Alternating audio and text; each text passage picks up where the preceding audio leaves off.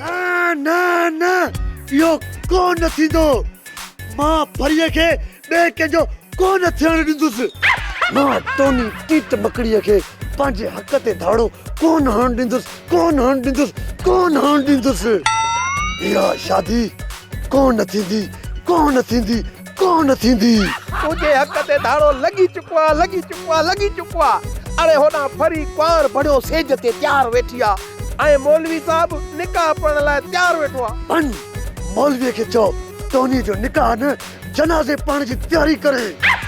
छो त मूं जहिड़े बेकार माण्हूअ खे बि अॼु गैरत अची वई आहे हलड़ो बंदूक तुंहिंजो ठका जेसी ताईं तूं हिते मासा त मुस्तफा कुरैशी वारा पोज़ हणंदे न तेसी ताईं वो टोनी तुआरे मुंह ते ताओ घुमाए निकितो हलियो वे पोइ तूं काॾे न वञजांइ मां सां ई गॾु हली ॿली में जो भतु खाइजांइ पा तो मां ई लिखाईंदुमि ॿियो वरी छा मिठल मूंखे रोकजांइ न मां वञां थो वञे त कोन थो रुगो हिते बीठो सुल्तान रहियो मुस्तफा कुरैशी वारियूं दाऊं थो करी कीअं वञा मिठल कीअं वञा हे मुंहिंजो डंडो आहे का बंदूक न आहे हिन में कारतूस पवंदो ई न आहे इहो तूं फिकुर ई न कर बंदूक ऐं कारतूस मूं वटि खोड़ पिया आहिनि मां थो ॾियां तूं रुगो टोनीअ खे वञी मारे आ वञ दा तुंहिंजी बंदूक जो नाल टेड़ो आहे मां उनखे कीअं थो मारे सघां बहाना न कर कादन थोड़ो सोच अरे फरी तुंहिंजी फरी तुंहिंजो प्यार तुंहिंजो दिलदार तुंहिंजो मनठार तुंहिंजी अखियुनि जी विंदर वात जी खड़खड़ दंदनि जी चुरपुर चपनि जी माना अलाए छा अरे उहा धारियुनि जी सेज ते वे सो बि टोनी कम करे जे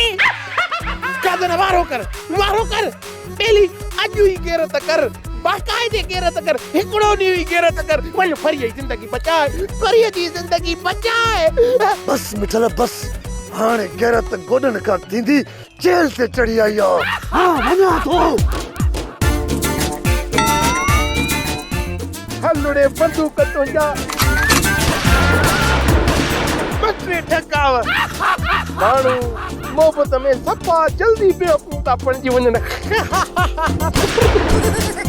त टोनी ॿाहिरि सुतो पियो हो हिकिड़ो चोर आयो ऐं टोनी जे मगज़ में डंडा बड़काए हलियो हुयो ऐं टोनी हाणे अस्पताल में पियो आहे वो चोर केरो उनखे तव्हां पकड़ियो छो कोन असां को पुलिस वारा आहियूं छा जो चोर खे पकड़ियूं डीज़ल ते चोर ख़बर नाहे केरु हुयो बाक़ी उते पर्ची छॾी वियो आहे पर्ची में लिखियल आहे खणो पंहिंजे भाउ खे रिलीअ में वेड़े वारो कर त हलो अस्पताल